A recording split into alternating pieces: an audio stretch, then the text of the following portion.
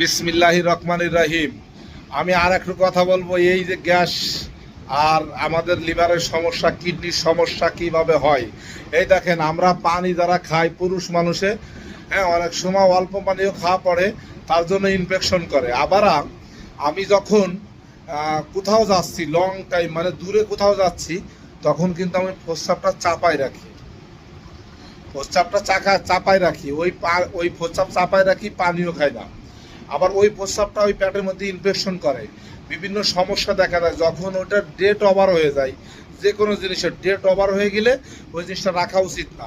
আমাদের উচিত প্রস্রাবে বেগ দেওয়ার আগে প্রস্রাব করা। আপনারা যারা প্রস্রাব বেগ দেবে, খবরদার কখনো প্রস্রাব ঠেকায় রাখবেন না, তাহলে কিন্তু আপনার পেটে ইনফেকশন করবে। আর ওখান থেকে খাদ্যনালীতে সমস্যা দেখা দেয়, বিভিন্ন সমস্যা দেখা দেয় আসলে প্রস্রাব চাপায় রাখার জন্য। আপনারা দয়া করে কেউ প্রস্রাব চাপায় রাখবেন না, ইনশাল্লাহ। আর একটা কথা হলো, গ্যাস ফর্ম করে যাদেরকে, হ্যাঁ, গ্যাসের কিছু কিছু সিস্টেম আছে। সেটা হলো, আপনি যে খাবারটা খাবেন ওই খাবারটাকে চেক দিবেন যে এই খাবারটা আমি যদি এখন রেখে দিই, তাহলে এই খাবারটা 3 ঘন্টা 4 ঘন্টার মধ্যে নষ্ট হবে না, ওই খাবারটা খাবেন। আর যদি মনে করেন যে এই খাবারটা 10 মিনিট পরে খারাপ হয়ে যাবে, ওই খাবারটা খাবেন, আপনার গ্যাস ফর্ম করবে। আপনি সাধারণত দেখেন, পানি দেওয়া ভাত, এটা নিয়মিত খাইলে কিন্তু গ্যাস ফর্ম করে, হ্যাঁ। তারপরে আপনার মনে করেন যে আপনি ভাজা পোড়া জিনিসগুলো খাইলে গ্যাস ফর্ম করে, খেসড়ি অতিরিক্ত খাইলে গ্যাস ফর্ম করে, আপনার গরুর গোস্ত বেশি খাইলে গ্যাস ফর্ম করে, হ্যাঁ। এই ধরনের যে খাবারগুলো আমরা প্রতিনিয়ত খাই, এই খাবারগুলো সবসময় চেক দিয়ে খাতে হবে, তাহলে আল্লাহর রহমতে কোনো সমস্যা হবে না। আর আপনারা যদি গ্যাসকে কন্ট্রোল না করতে পারেন, তাহলে কিন্তু অনেক ঝামেলা হয়ে যাবে, হ্যাঁ।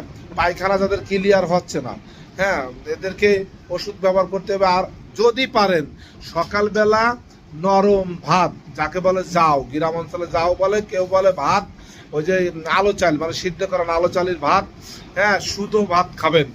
যাদের অতিরিক্ত গ্যাস হয়েছে তারা সকালে আর রাত্রে এই 2 বেলা কোনো কিছু খাবেন না, শুধু পানি ভাত খাবেন। শুধু পানি ভাত মানে কি, আপনার নরম নরম ভাত যেটা আর কি, এটা খাবেন। এটা খাইলে আল্লাহর রহমতে আপনার গ্যাস যাদের অতিরিক্ত হয়ে গেছে এদের কন্ট্রোল হয়ে যাবে। আমি আপনাদের গ্যারান্টি দিয়ে বলবো, আপনার গ্যাসের বড়ি খাওয়া লাগবে না, যদি আপনি নিয়মিত এই সকালবেলা যাও রাত্রেবেলা যাও এরকম কিছুদিন খান। এরপরে আপনি খাবার চেঞ্জ করেন, কিন্তু সকালবেলা প্রতিনিয়ত প্রতিটা লোকের উচিত চাউ খাওয়া, মানে নরম খাবার খাওয়া, প্রত্যেকটা লোকের উচিত। তাহলে কিন্তু আপনার গ্যাস এখন থেকে কন্ট্রোল হয়ে যাবে। আপনি মাত্র আমার কথা শুনে 2টা দিন দেখেন, 2 থেকে 3 দিন দেখেন, আপনি সকালবেলা যাও খান, রাত্রেবেলা যাও খান। যাদের অতিরিক্ত, আপনার ডাক্তারের কাছে যাওয়ার জন্য কোনো জরুরত পড়বে না, ইনশাল্লাহ কোনো জরুরত পড়বে না, আপনার ডাক্তারের কাছে যাওয়াই লাগবে না।